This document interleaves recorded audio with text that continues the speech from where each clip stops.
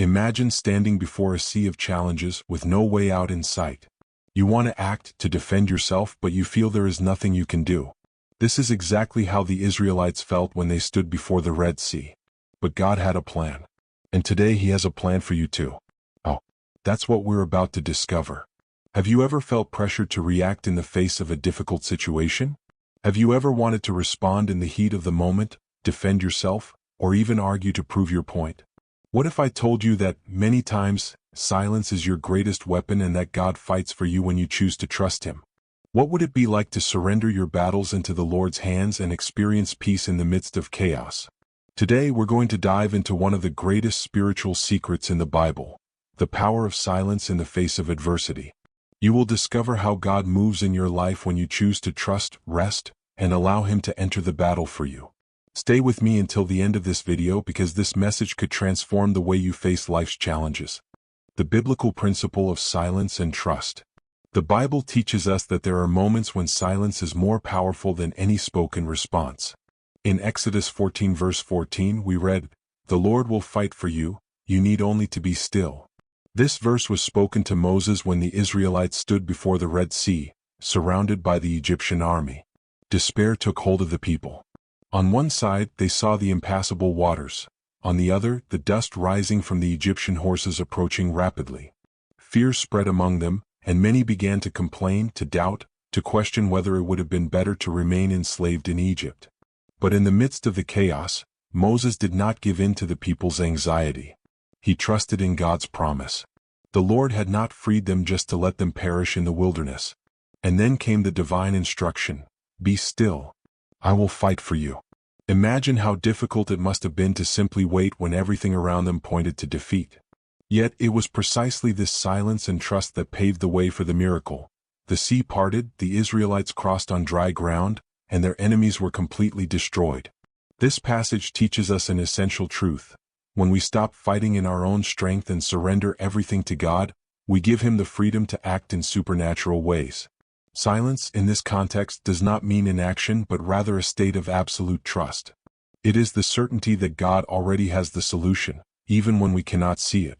Many times our instinct is to react, to shout, to seek desperate solutions.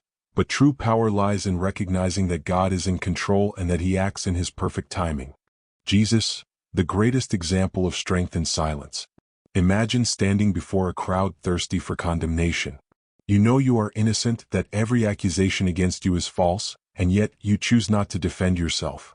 The pressure is immense, voices rise in hatred, and everyone expects a reaction from you. But instead of retaliating, you remain silent. Does that seem like weakness? In reality, it is the greatest act of strength and trust in God.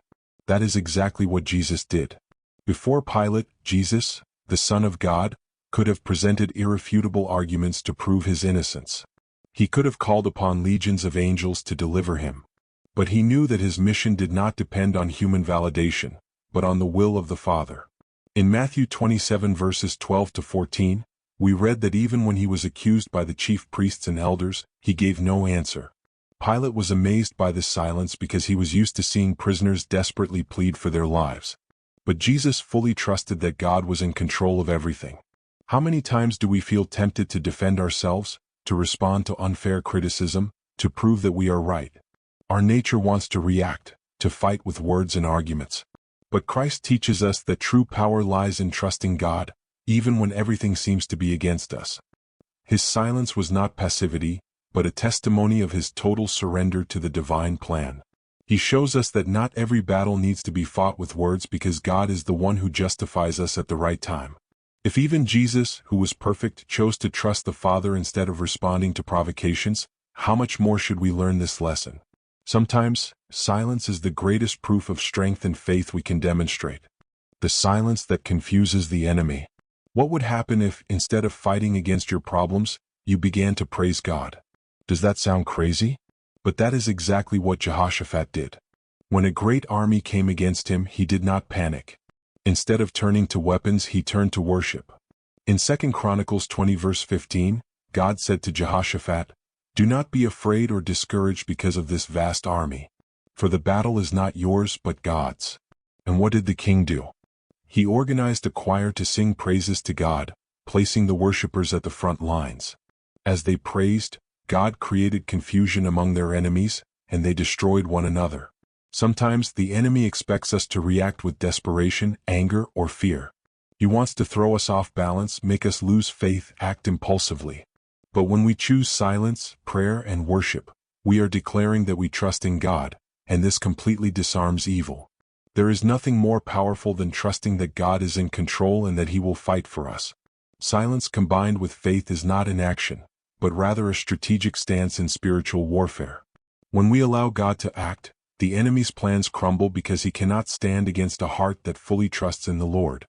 The silence that brings wisdom. Proverbs 17 verses 27 to 28 teaches us that the one who has knowledge uses words with restraint, and whoever has understanding is even-tempered. This verse reveals a profound truth. Wisdom is manifested in silence. How many times have we spoken impulsively and later regretted it? Words spoken in the heat of the moment can wound, create division, and even lead to irreversible consequences. Being wise does not mean having all the answers, but knowing when to speak and when to remain silent.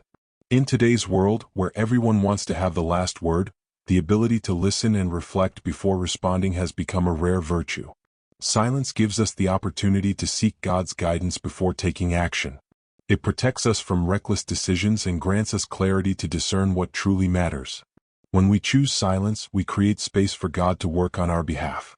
Many times, He resolves situations in ways we never could have imagined. Instead of engaging in useless arguments or reacting emotionally, we must learn to trust that God is our defender. He is the one who justifies, exalts, and honors those who choose the wisdom of silence. How to practice silence and trust in God. Now that we understand the power of silence, how can we apply it in our daily lives? Pray instead of arguing. When you feel the urge to retaliate, pause and pray. Ask God for wisdom and discernment. Practice self-control. Not everything requires an immediate response. Sometimes the best course of action is to wait and allow God to reveal the truth at the right time. Let God act. Don't try to solve everything with your own hands.